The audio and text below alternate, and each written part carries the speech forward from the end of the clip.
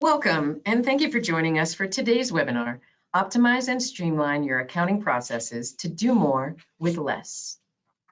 All participants will be placed on mute during the presentations, but during the Q&A, feel free to unmute yourself to ask questions. You can also submit them through the question function at any time in the webinar app. This webinar is being recorded. The recording and slide deck will be sent out within a few days. CPE credit is available to attendees who answer all 4 poll questions scattered throughout the presentation. If you are looking to get CPE, you must answer all 4 polls to be eligible. If you qualify, the CPE certificates will be sent out to you via email within the next few weeks. There will be a survey that appears on your screen at the end of this webinar. Your feedback is very important to us, and we want to provide you with as much value as possible through these webinars. If you would like to take a few minutes to fill that out, we would greatly appreciate it. For those of you who may not be familiar with Richey May, we were founded almost 40 years ago to focus exclusively on the needs of the mortgage banking industry. This singular focus from our experts enables us to help lenders accomplish their goals. Our experts believe in the forward progress and success of the industry and dedicate much of their time to teaching through webinars like this and building others through the MBA School of Mortgage Banking and at other industry conferences and associations. And with that, I'd love to turn it over to today's presenters. Kim? Good afternoon, everyone. I'm Kim Dittmer, Director of Client Accounting and Advisory Services with Richey May. Happy to be here with you today.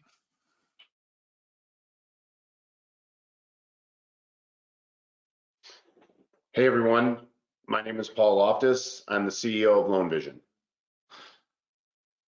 Hi everyone, my name is Liz Patnode. I'm a manager in Client Accounting and Advisory Services with Richey May. And good afternoon everyone, Carl Woloff, Vice President of Go-to-Market here at LoanVision. Thank you all of you for that brief introduction. I'm going to just kind of walk everyone through the agenda here. And obviously our goal, as we heard from Felicia a minute ago, was really to share how the right processes and technology can optimize and streamline your accounting processes with that goal of doing more with less. So with that in mind, the team joining me on the call today have come up with the following agenda. The plan for each of these 3 topics will be for Liz and Kim to walk us through the accounting best practice and accounting treatment and show some examples. And then I will dive into a quick review of how the right technology can support them. So with that said, today we'll be focusing on increasing branch margin visibility, loan import allocations, and finally, financial reporting and reconciliations. Before diving into all of that, though, let me hand over to LoanVision CEO Paul Loftus to provide a little color on all of us over here at LoanVision and also what the current market looks like today. Paul? Thanks, Carl, and thank you to Richey May for hosting us today. We are extremely excited to be here. For those who I have never met and those of you who I have met, hello. And I joined LoanVision back in Q2 of 2023, and since then have had a tremendously exciting time at LoanVision. Realizing that the market has faced its challenges, I'm going to talk a little bit about that today in the marketplace and our pivot and our change and our address to how we can do more with less. But before I do that, just a little background for those who aren't too familiar with LoanVision. LoanVision was exclusively built by the mortgage industry for the mortgage industry, and it's accounting software, GL software. And we have a very clear mission that we've identified over the last several months, which is providing premier financial solutions and insights for the mortgage banking industry. The vision is empowering the mortgage banking industry to operate more efficiently and more profitably. This plays and parlays quite well into our topic today, doing more with less.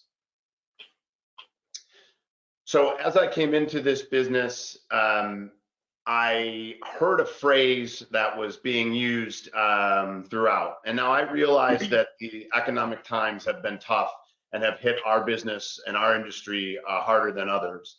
But I did hear this phrase and it just didn't sit right with me. And it was this stay alive till 25. And maybe some of you have heard it. I did the jujitsu move and started saying, no, let's produce more in 24.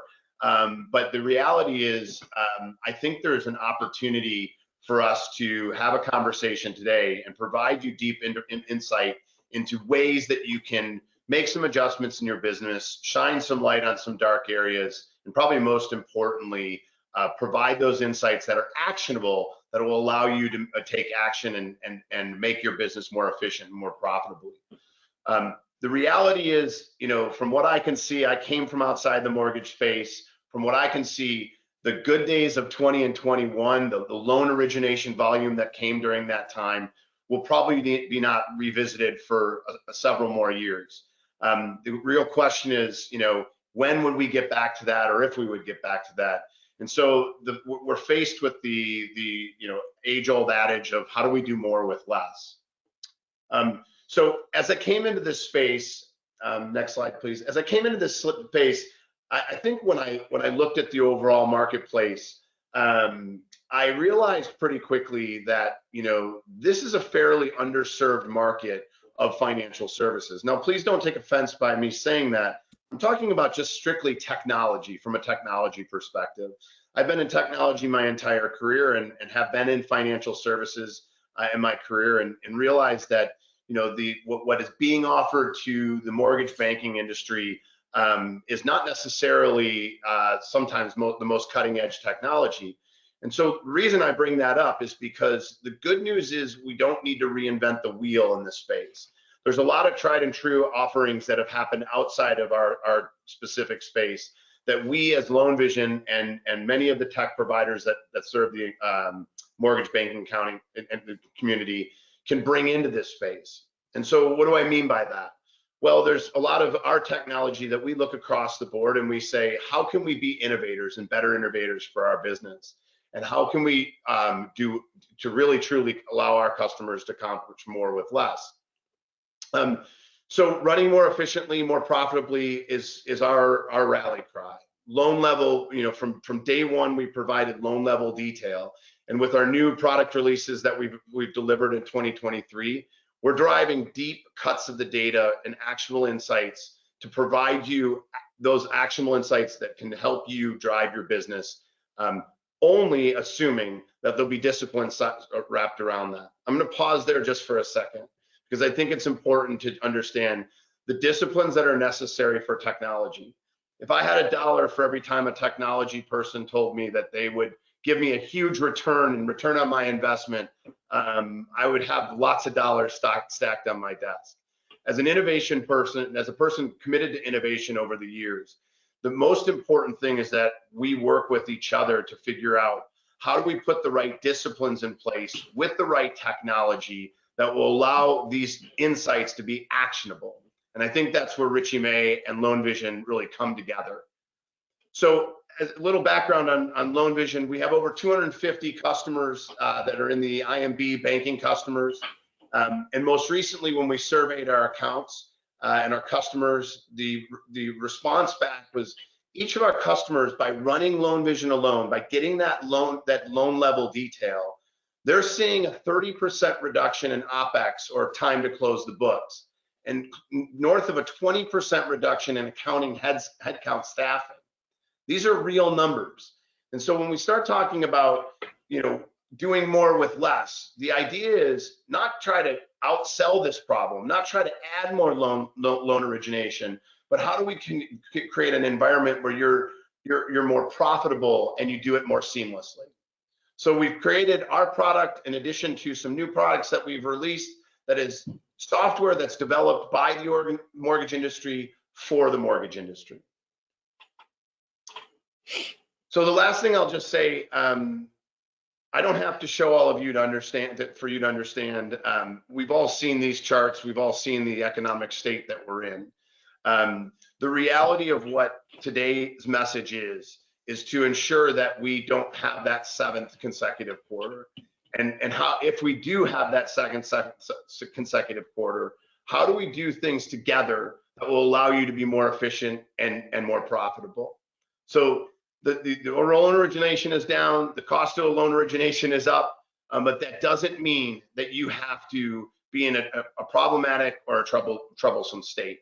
And so today, hopefully you'll get some insight as to how we do it both with Richey May and Loan Vision, and the clear vision that we have to try to make you more profitable and more efficient. So we have our first CPE poll question. How is your business doing in the current market landscape? Just trying to stay afloat? Concerned about profitability? Have taken steps to improve that? Good and bad months? Plans to improve are helping? Remaining profitable and taking the right steps when needed? We'll give you a minute to make the answer. And just a reminder, we need you to answer these poll questions to receive your CPE. Looks like we still have a few more to vote, Paul. We'll keep it open for just a moment or two. Almost there. Looks about right. I'm going to close the poll now and share the results. Okay, so it looks like, wow, we're fairly evenly dispersed, I guess. Just trying to stay afloat. Good to see that number is fairly low. I'm happy to see that. I don't know if we would have done that 12, 18 months ago, if we would have seen that number. So that's good. Concerned about profitability, have taken steps to improve, 36%. Good and bad months, plans to improve are helping, 31%. Remaining profitable and taking the right steps when needed. Sounds fantastic. Please share your secrets with all of us. We're pleased that you took the time to answer. I'll just, in closing, just say many of us fall in this middle area. So really appreciate the time that you've taken to better learn the things that we're bringing to market. We're bringing to market with Richey May, and look forward to helping and serving all of you as we continue to get to a better state of our economic industry and our state going forward. So thank you all. I'll turn it over to Kim. Okay, so our first topic, that's okay, thanks, Paul. Our first topic on the agenda is increasing branch margin visibility. Traditionally, mortgage companies want to know how much they're making when they've closed or sold a loan. We traditionally see 4 common methods of how a mortgage company will want to see the profitability when dividing it out between the branches. The most basic, and where most mortgage companies will start, is that they post all the premium received from the investor at time of sale to the branch or corporate level. However, this leads to less visibility into the branch profit, also does not leave any visibility into market movements, and actually can be really hard to see if your branches are profitable. Companies who want visibility into their branches tend to move into these next 3 methods. The easiest and least complicated method is posting the actual premium received at the time of purchase to the branch and corporate. The advantage of this method is that the entry is done once, and the disadvantage is that your volume of closed loans will not tie to your premium being recognized on your monthly P&L. To view this on your financials, you can see here at the month-end loan closing on the balance sheet, there is the fair value of the loan held for sale. And this is also driven on the corporate P&L and the branch P&L, dividing them out between the two of the value of the loan held for sale. However, at time of sale of this loan, we have reversed the fair value of the loan held for sale that has brought the balance sheet back down to 0. And we now have this net change of what we actually received for the loan when we sold it. You can see here that this premium of the loan resulted in a market movement of $600. This can be seen at the branch or corporate level, and it's really great on this one loan example. However, most of you, your pipelines are larger than that. So with 500 loans in your pipeline, that can be a little hard to see how much you're actually making on a loan by loan basis. The next method is recognizing the branch at the time of funding. This is really common. The advantage of this method is that the branch P&L is very clean. At funding, the branch or closing, the branch recognizes the margin, and this will align with your closed loan volume when you deliver the branch P&L to your managers. To view this on the financials, you'll see the balance sheet again. We're still recognizing that fair value of the loan held for sale. But this is only being recognized at the corporate level, net of the margin that is being allocated to the branch. When the loan sells, you can see that the fair value has been reversed, and the full amount of the fair value has been reversed at the corporate P&L. This means when we mark the premium that has been received from the investor, we can see that market movement has been delivered of $600 in the corporate P&L. This point, the branch has no income that's being recognized because they've already recognized their income in the period that they closed the loan and that they have moved on to their next batch of loan closings. The final method, it involves a third P&L and heavily involves your hedge. The advantage of this method is the same as the prior stated method. However, you can also evaluate if your hedge is performing as you see fit. To view this on your financials, the same transaction at month end occurs where you mark the loan held for sale, and then it's being divided to the 3 P&Ls. Your corporate gets its set margin, your branch gets its set margin, and then your secondary P&L gets the net change from your lock to the time that it is closed. You also are marking your value of your loan held for sale, just like your traditional hedge entries that you post on a monthly basis. Note that in the secondary P&L, we are also posting our net hedge movement activity for our P&L for our pair-offs and hedging instruments. When the loan sells, the hedge is then and the hedge is settled. You can note that on the secondary P&L, it also nets to 0. This would mean that your hedge is performing perfectly as planned. However, we know this is only an example, and your secondary P&L might not net to 0. But now you at least have the visibility to evaluate why your hedge is not trimmed to your expectations. Also note, when we're reviewing the 3 balance sheets on each of these examples, at the end of the day, your net income on that one loan sale should still equal the same net income across each 3 methodologies. The largest thing to be careful when you're deciding of which of these methods to do is to make sure that you're not double counting your profit. This can happen when posting your mark on the fair value of loans held for sale and forgetting to back out any income that is already being recognized. The most common example is discount points or lender credits. They are traditionally included at IRLC. However, when you go to mark them at loan held for sale, sometimes they're forgotten to be backed out and you end up double counting your income.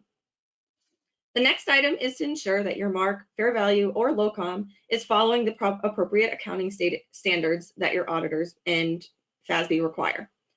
When you decide to update these income recognition methods, even if it is just splitting between branch and corporate, make sure you document this process, how it works, and let your auditors know upfront to avoid any confusion. Now, once you have decided which method you want, how do you produce this? This can be done once a month inside of Excel. However, this requires a lot of manual manipulation, lots of copy and paste, and entry from a team or specific individual, which can take a lot of time. You also can use that then Excel to import into a journal entry to allocate to your branches and your corporate P&Ls. However, there is a better method using an advanced data extract tool to retrieve the information from your LOS or pricing engine. LoanVision does use a data extract tool to help you achieve this margin visibility. Carl?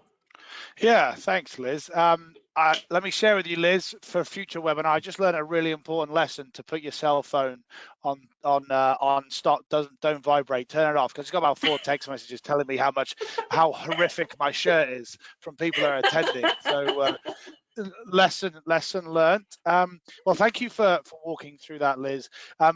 For the folks attending the call today, they'll know a lot of them probably know me, unfortunately for them, and I like to pontificate.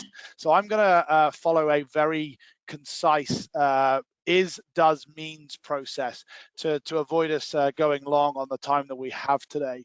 And the purpose of following that is, does, mean process is really to review how, as we talked about earlier, the right technology can help create the efficiencies that we're looking for, because we don't want to be doing spreadsheets. We don't want to be manually booking things. We don't want people hand keying things, because that creates not just additional time spent doing things, but also creates risk as well.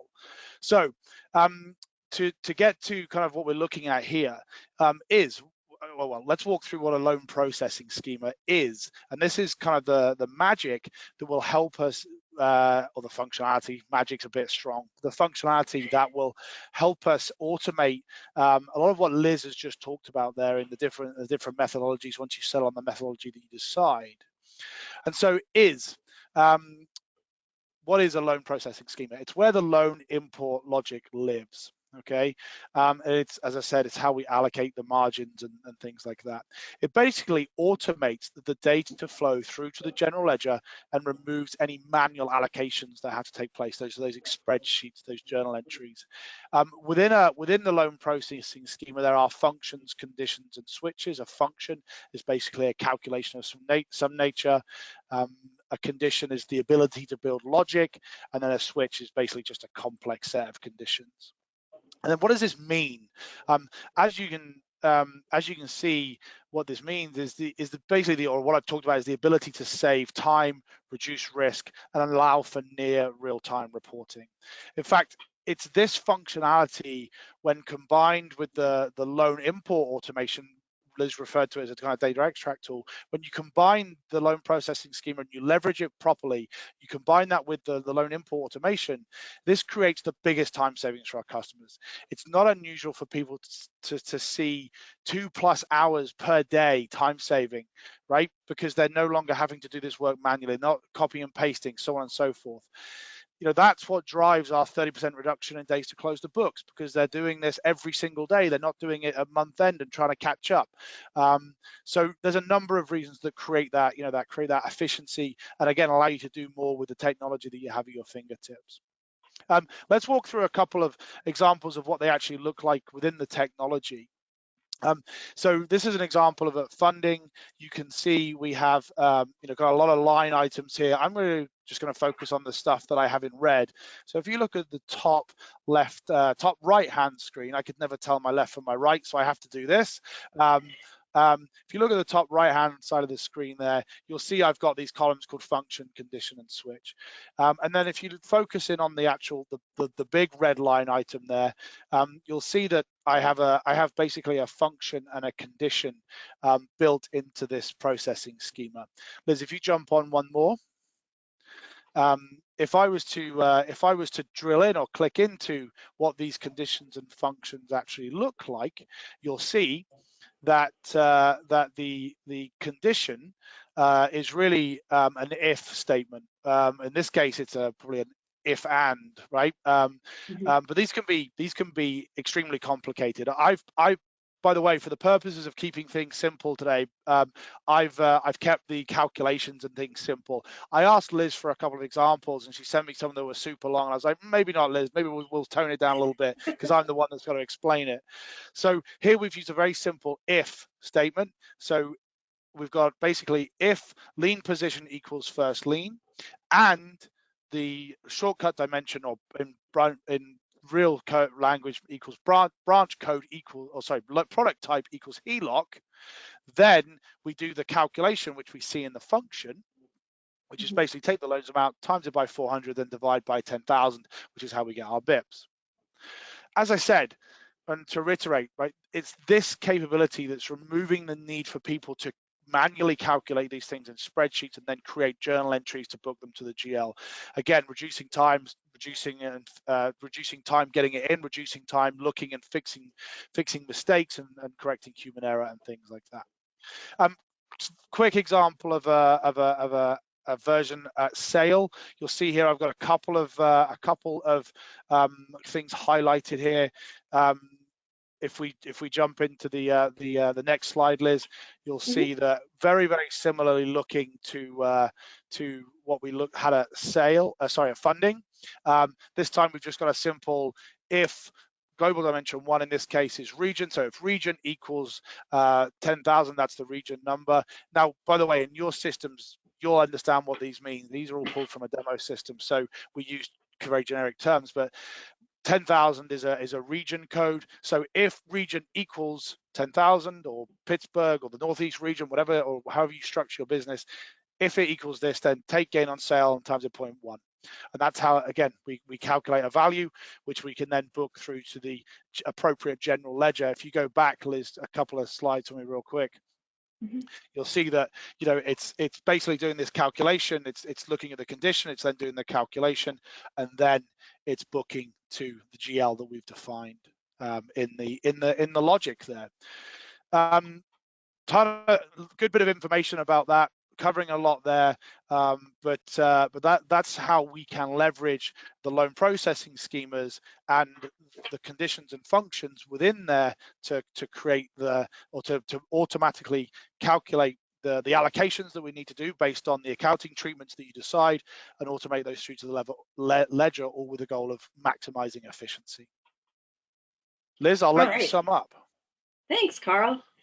So for key takeaways to this, there's never a good time to make these changes. There's never a good time we're always too busy. The margins are too slim. We've had to cut people. So pick now. If you have this capacity and you can make it work, pick now to do any changes that you want to. This will save you any headaches, or if you're planning on growing your business, you don't have to worry about this in the future. Once you've actually picked a method of how you want your branch profitability and margins to be visible, make sure you can easily describe this to non-accounting individuals. When they look at your P&Ls, they're going to want to know how your profits and margins are being presented, and you can show them this on a rate sheet in your pricing engine, so that way it's easy for them to understand. However, once you're done that, always make sure that you're testing your postings periodically just to make sure that nothing has happened. We've all been in that scenario where operations make some kind of fee change, and then your processing schema or your import spreadsheets never work. So always just make sure it's always safe to do a little bit of testing, 10 loans a month, and you're good to go. All right, so our second poll question. How are you currently allocating your branch margins? A, at funding, B, at sale. Sorry, I'm going to change this a little bit. So A is at sale, B is at funding, C is at funding with hedge, D is not sure, and E is we do not have branches. Because I think our slide that's up right now might have slightly different answers. They do.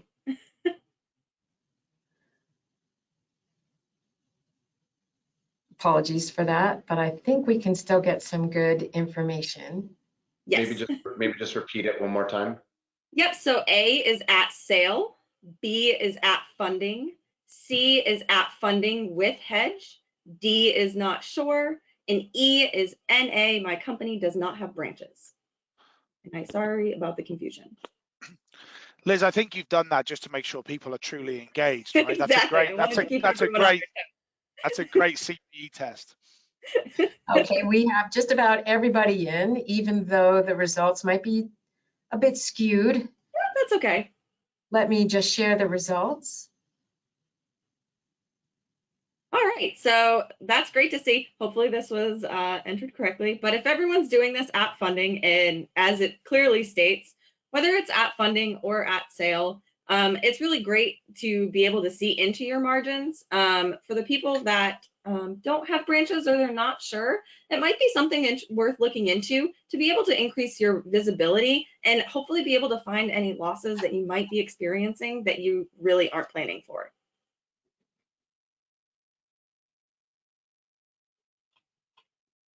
All right, so on to our next topic.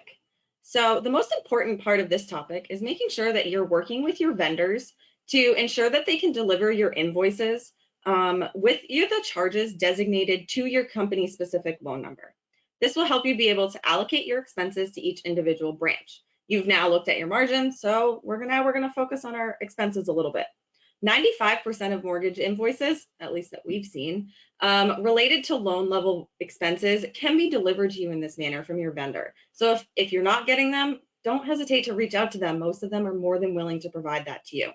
Liz, Liz, let me jump in there. Sorry, that's a really interesting point, because I hear a lot, and you'll see in a minute when I talk about how we can allocate, I hear a lot, oh, our vendor doesn't do that. Right? And like you, I've been doing this for 10 years. And, yeah. and I know a lot of companies that do and have gotten them. So do reach out to your vendor. And if the person telling you they can't do it, ask to speak to somebody else, because that person probably doesn't know. Because I've heard all kinds of, oh, Credit Plus can't do that. Well, I think you'll find they can. Exactly. It's just your account manager doesn't want to go through the hassle of setting it up for you. So ask to speak or insist. Sorry to interject, but I thought that was a really interesting point. No, that's a great point. So if you happen to get one of those vendors that says, nope, we can't, you've asked 10 other people if you can, we have seen companies allocate the expenses to the branches based on headcounts, user licenses, or loan production if it is related to that.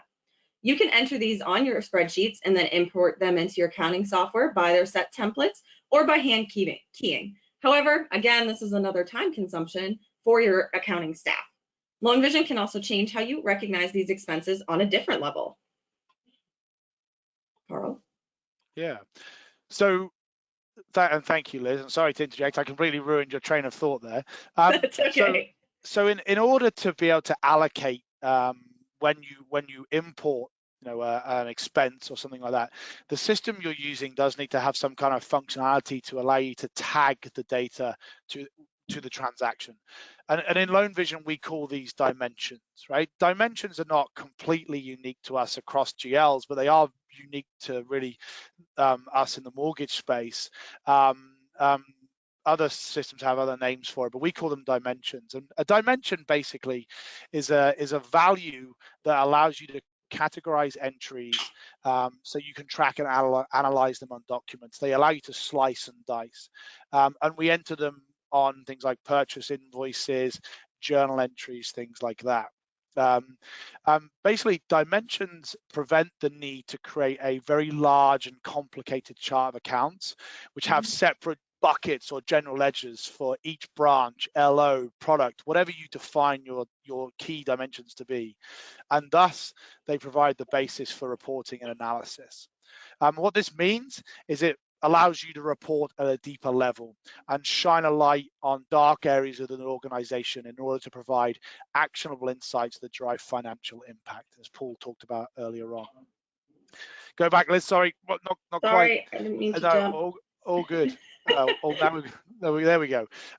As you can see on this screenshot down at the bottom, I apologize, it's a little fuzzy, but hopefully you got better eyesight than me. As you can see, what we're looking at here is a screenshot from the general ledger screen in our technology, and you can see that I can see GL account, I can see posting date, borrower name, description, amount, and loan number. Those are the things that you would expect from a loan level accounting system. But you'll see the section I have highlighted in red there. We have this allocated to a channel. We've allocated this to a branch grouping.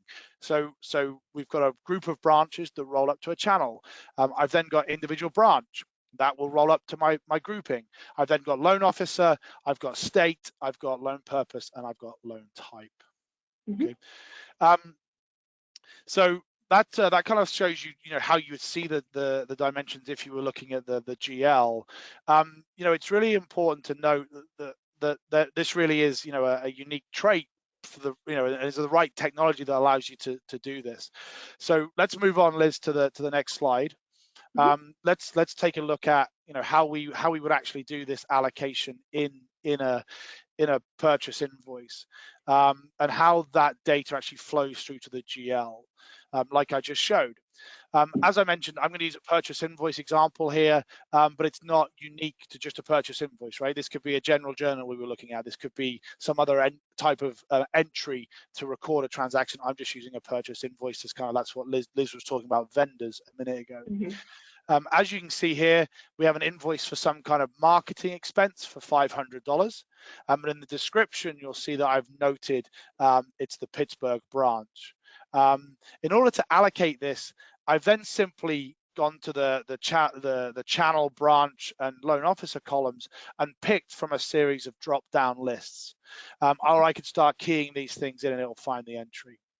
That allows us to allocate to the appropriate cost centers and so on and so forth, the appropriate dimensions where this expense needs to be tied. Once I finalize the entry, I post this to the ledger. Our allocation is complete, and the entry would then show in any reporting that we produce, or would show in the general ledger itself. Let's take a quick look at our report. Go ahead. I was going to interject for you, Carl, that I see this that people have been using this feature more for like loan officer profit and loss statements, that they can actually take those LO P&L report or LO expense reports and tie them to a specific loan officer instead of just entering them to the branches.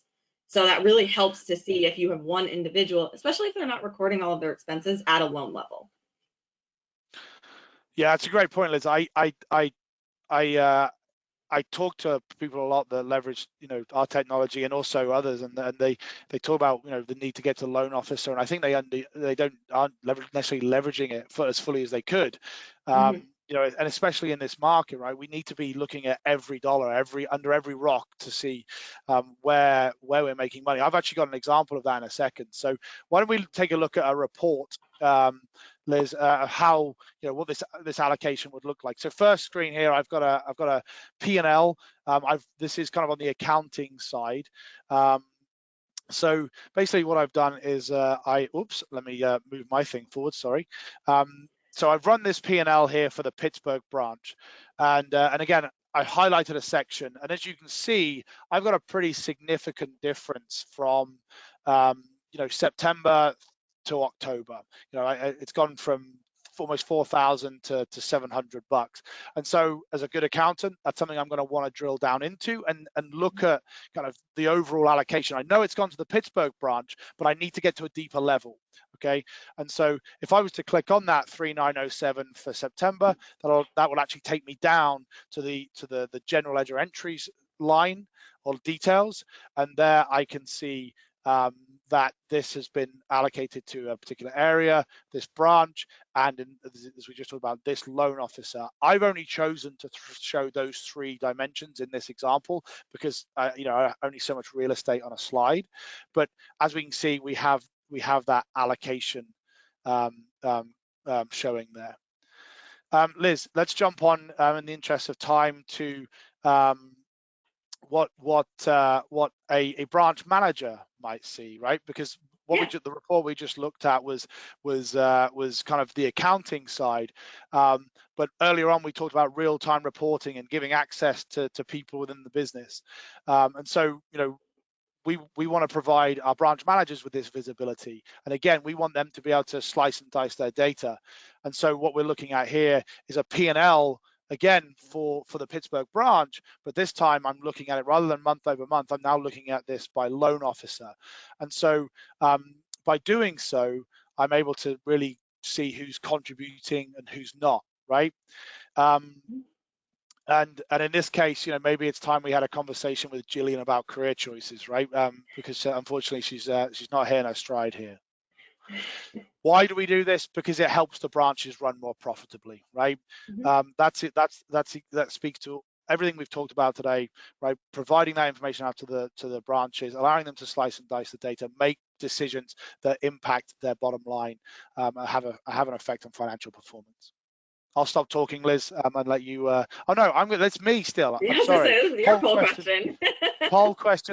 Poll question number 3. Okay. The poll question is: how do we feel? Or do you want to? Are you there, Felicia? You want? There we go. Okay. How do you feel about the current state of your expense visibility? How do you feel about the current state of your expense visibility? Great. Everything is allocated and tracked how I like it. Good. In decent shape, but some improvements could be made. Okay, a few costs are allocated, but more work is needed. And finally, not great. Costs are not being allocated. Great. Everything is allocated and tracked how I like it. Good. In decent shape, but some improvements could be made. Okay, a few costs are allocated, more work is needed. Not great. Costs are not being allocated. I'll stop talking. And again, just as a reminder, we want to make sure that everyone gets credit. If they would like credit, we have some folks that voted in the first 2 questions that aren't quite in yet, Carl. So we're going to hold on for just a second, see if we can get them in about 10 more seconds. Again, if you'd like that CPE credit, please answer. No wrong answers here. Yeah, I'm intrigued to see this response. I'm excited to see the results. Very interesting. I'm going to go ahead and close and share. Okay, so overwhelmingly people feel they're in decent shape. I like that, right? You should never give yourself a 10 out of 10. Or this looks like an 8 out of 10. I see we've got a kind of fairly even mix of great, everything is allocated and tracked how I like it. Gold star for those guys, and then okay, a few costs are allocated more because needed. I'm delighted to see that, and Liz, I'm sure you are as well. No one put themselves as not great. So that's we've either got a lot of egos on the call, or people are doing things as they doing things well.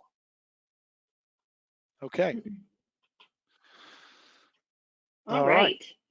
On to our next topic is reconciliations. So this is kind of an interesting topic that, whoops, wrong way.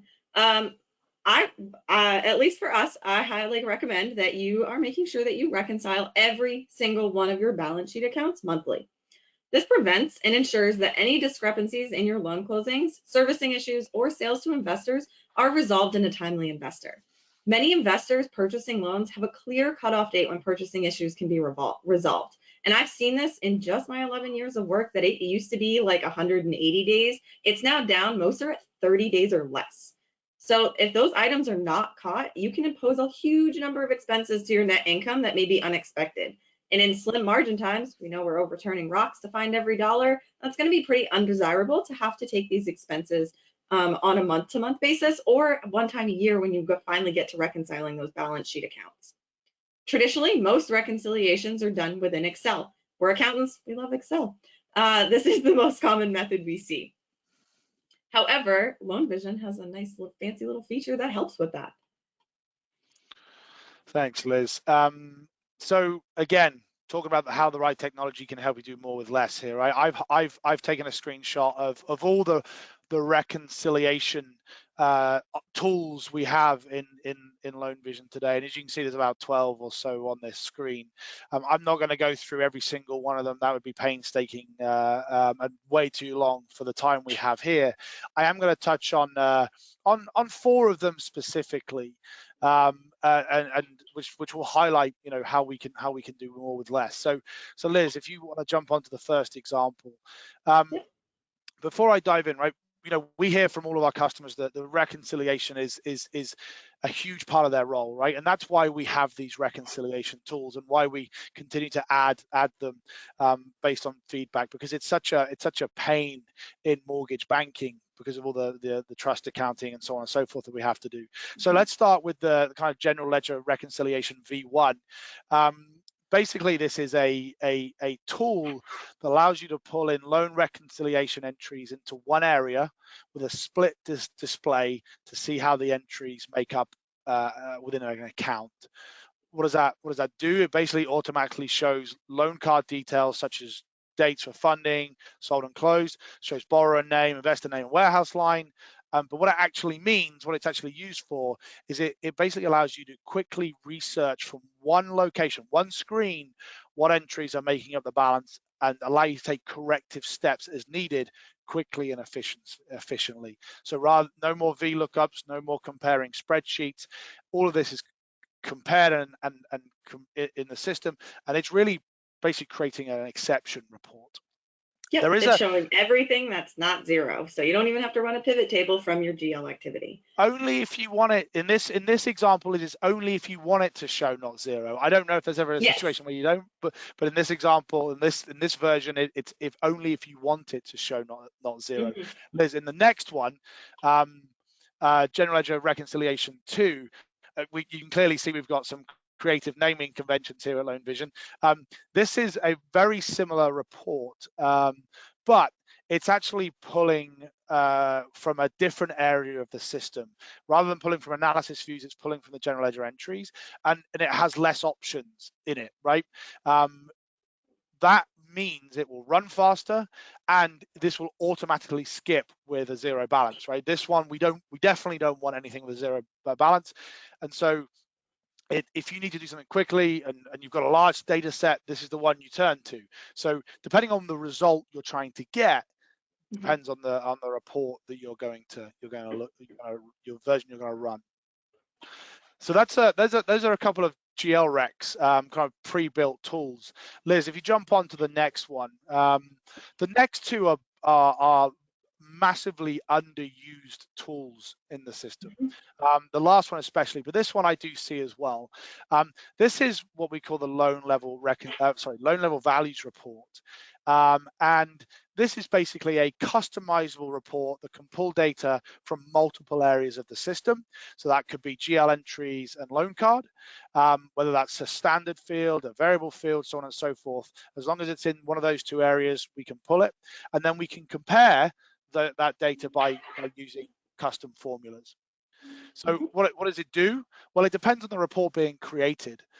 This example is actually an appraisal payables reconciliation. So basically, we're comparing what we collected from the borrower for appraisals and then comparing what was paid to the appraiser with our final column, which I should have put in red, our final column there showing an amount due from the borrower or due back to the borrower.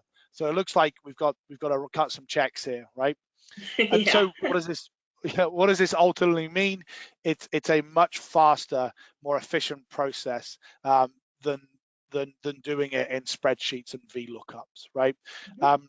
This is a process we have to do as a mortgage company, right? And the quicker and more efficiently we can do it, the better. And by leveraging technology, the less likely we are to make a mistake as well, right? So this report offers complete flexibility as well. As I said, I'm using this to, example, as an appraisal reconciliation. But because we can pull data from the loan card and the GL, we can use this for many other things, right? It could be a multi-account rec, 3-4 accounts. It could be loan profitability, right? That you could then share these reports through the branch portal to the managers to show them commissions on a loan. So there's all kinds of examples that we see out there. And then lastly, this is the most underutilized tool in the system. Basically, it's a tool that allows you to compare an external data source to the GL at the loan level. So it allows us to quickly and easily import a loan level file from a warehouse line, from a servicing system, a servicing vendor, compare that external source of data to a GL account at the loan level. And again, what it means is it's less time comparing different sources, spreadsheet over here, GL over here, right? That's painful. This simply allows us to reconcile those two. And you can see in this example, I've got some real problems. By the way, my demo system, Liz, is full of terrible situations. So you can see we've got like $1 million difference there. The one that's highlighted is the one that reconciles properly, where our external source matches our internal, our GL, and we're in good shape. Liz, Yeah, I know you've. I was gonna say this is the report that I see most commonly forgotten about. I even do it myself. As accountants, we get something crunched on us in audit time, great time that it happens, and we tend to revert to our old habits. We love to use Excel, so we're like, okay, extract the GL data from our GL reconciliation compared to our warehouse trial balances. If you just skip that and import your warehouse trial balance right into this report, you automatically have your general ledger reconciliation. This means that your staff can do more advanced tasks besides just loan level recons. Yeah, I hear that all the time on when I speak to folks that aren't, that are using other systems, right? And they tell me they want to get they have these highly paid accountants that are capable of so much more, but they're stuck in the weeds, right? That's exactly to our message, right? How do we get those folks out of the weeds, doing more with what's available to them, and get them on tasks that can ultimately have a direct impact on the bottom line? Exactly. All right. So our final topic is on financial reporting. You've closed your books, you've reconciled all your balance sheet account. Now your executives and your managers will want that executive financial package or management package. This can consist of your P&Ls at a summary and detail level, comparing months to months, quarters to quarters, or years to years. This same need will need to be delivered for your balance sheet. Your outside external investors, warehouse lenders, NMLS, there's a whole list of entities that we have to report to as mortgage professionals. And so you can deliver these reports from your accounting software or from Excel. However, going in, running every single individual report and having to save it in your various formats with the different types that you're looking for can be very time consuming for your accounting or finance or FP&A staff. And Loan Vision has a fun little feature. Thanks, Liz. I'm going to bring you on all my demos, I think. No, you're exactly right. Obviously, I showed a couple of examples in the system earlier of a P&L, and there's many different ways to run them, column layouts, 12 months, recur, so on and so forth. And, we see people that have management report packs that are, 50, 60, 70 pages long, and that's 10, 12, 15 different reports. And so basically what the report batch generator allows you to do is if you go ahead and click on it, Liz, is it basically is a tool that allows us to run multiple reports with one click, right? So rather than having to go and run one P&L and then print that and then the next P&L and so on and so forth, we can create this batch. So it does basically, it runs all the reports as defined in the setup that we have here. As you can see, we've got five reports there, one balance sheet, 3 P&Ls and a loan level values report. And what this means is, again, it's time saving, right? If I was to think how long it would take to run 15 P&Ls, you might be talking 20 minutes, 30 minutes, right? By the time you print everything, this will run in a few seconds. And so it means you can get things out faster, get things in people's hands faster. All right, and our final poll question. Okay, so I'm going to kick off our final poll question. So what is the key item you would like to see improved with your financial reporting? Improve your time to close, improve visibility using your dimensions, improve branch P&L reporting, or improve your management reporting package? And again, thank you all. This is our last CPE question for the day. We want to make sure everyone can get it if you would like it. I think we need a few more people to answer before I close this. We'll wait about another 10 seconds or so. Okay, I think we're there. I'm going to close and share the results.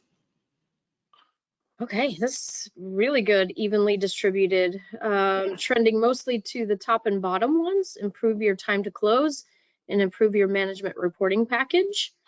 So, one of the things that we see often in improving time to close is really putting focus on reconciling your loan level activity more often. So a lot of our clients, and when we take on a new client, we really stress reconciling and posting data every week. That way we can stay on top of those reconciling items throughout the month, get those pinned down and resolved. That way when it comes time to close the month, you can focus more of your time on, doing the month-end close activity and less time chasing down reconciling items that you could have been working on throughout the remaining part of the month. And then on improving management reporting package, hopefully some of the tools we've shown you here and this report batch generator might be one way you do that if you didn't know about that before. We also, have seen people just really work on, jet reports, if you know that tool as well, kind of building a management reporting package in there. So yeah, good data here. And then, a couple people in terms of the other poll question answers too, so. Now, as we move into question and answer, we have a few minutes to get some questions that have come in. Again, you can unmute yourself if you would like to ask it live, or use the question app that is on your dashboard. But Carl, we just had one come in that I'd like to put to the group. The question is, can you integrate these invoices with Concur? So if I've understood the question correctly, somebody on there is using Concur for AP, right? I think Concur have a payables automation tool, and I think the question is asking, can that feed into Loan Vision automatically? And the answer is yes, absolutely. It's a push button integration, i.e. you once it's all set up, we push a button and that will go out to Concur and pull down the approved invoices that have gone through the approval process in Concur. It will pull them into Loan Vision, and then it will then allow you to review and post. Within Concur, you can have custom fields, so you can have loan number, you can have the dimensions, and they will pull in as well, and they will then allocate through to the ledger. So yes, you can absolutely integrate Loan Vision with Concur, and we see a lot of people doing it. Absolutely, I have two. Oh, sorry. Oh, okay. The next question is to Kim and Liz. What branch margin methods do you see most often amongst your clients? So traditionally we see that, honestly, it's the posting the premium at time of sale.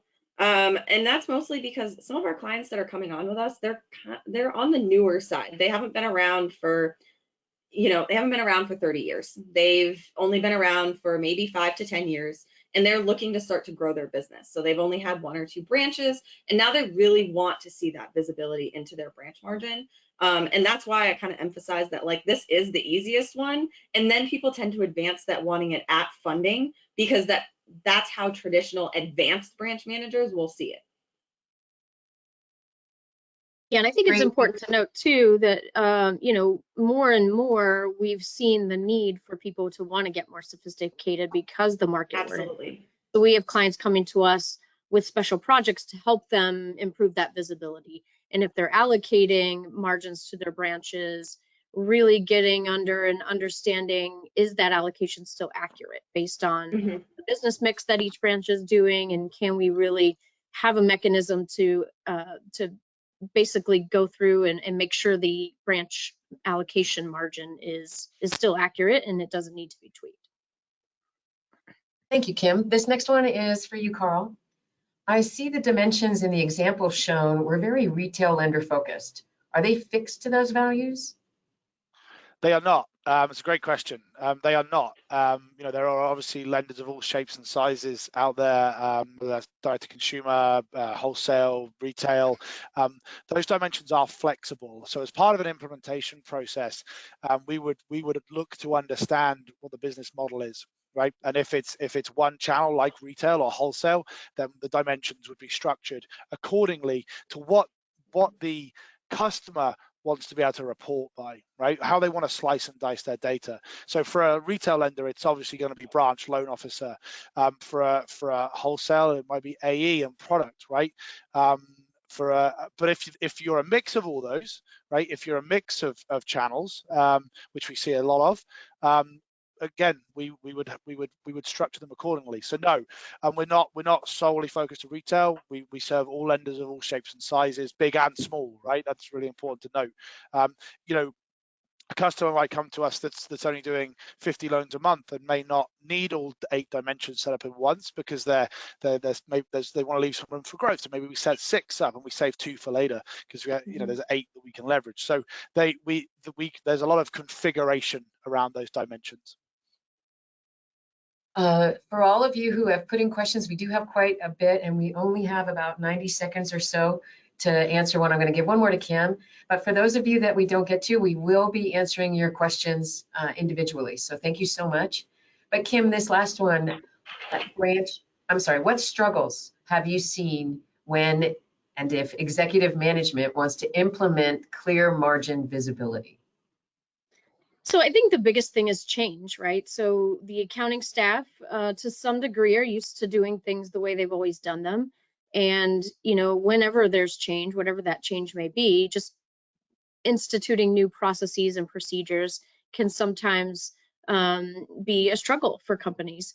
It means doing things a different way, entering invoices a different way. So if you have an AP clerk who's used to just entering the invoice at the summary level, it's a change to the business process. And change management is the key thing to really make sure that things are being done the right way, and the changes are put in place early and enforced. That way, the company has time to get used to the new way and keep improving as you go forward. To add to that, Felicia, is that I've also seen it getting the pricing engine and the secondary team to correctly enter the information into the LOS or the pricing engine. So that way you can get that branch margin visibility is also another challenge I've seen. So kind of also on the operations side, not just the accounting staff. Liz, I refuse to believe that anybody in operations or sales puts things into the loan origination system incorrectly. I simply refuse to believe it. Interesting, Carl. I'd like to know where you got that from. Thank you I so much jest, of to our, course. thank you so much to our presenters today. We do want to keep you on time. We are at the end of our hour together. We truly enjoyed having all of you. Thank you very much. And for everyone online, thank you again, and we'll see you at the next Richey May webinar. Thanks all. Thank you. Thanks, guys. Right. Bye-bye. You.